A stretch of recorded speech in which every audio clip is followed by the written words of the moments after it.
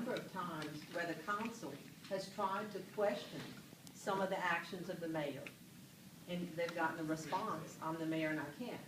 And if I'm wrong, correct me, but I do believe that they have asked her to handle things differently. And she has not worked with the council on some of those issues. I stress teamwork. I know. And I still stress teamwork. And I've asked you to stress it with the mayor too, because many times we've heard, I'm the mayor and I can't. Correct. We've talked, and I think she understands. She was new at the job, so there were, we faced a lot of obstacles getting settled. I think we pretty much settled.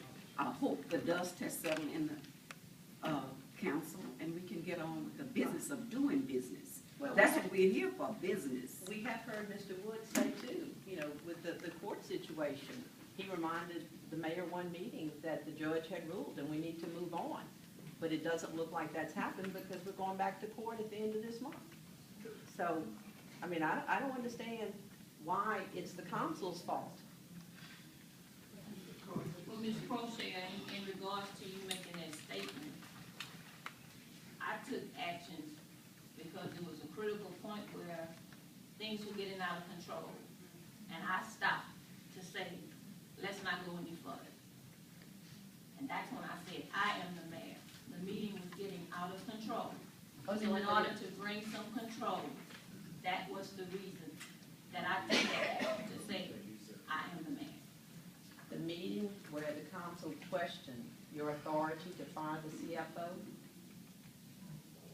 you said I am the mayor and I can, and you did not need council approval. That's what I'm referring to. Because it is not deemed as a department head, and according to the law Senate, it's not a department head or an officer. The mayor has the right to terminate. Correct me if I'm wrong, Mr.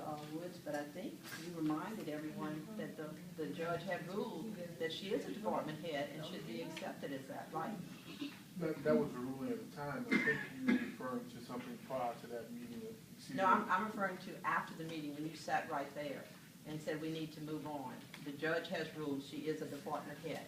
And correct, that statement was to everyone. Right. We need to move on and not relitigate an issue that was decided by the mayor. That was not pointed at the mayor nor any one individual.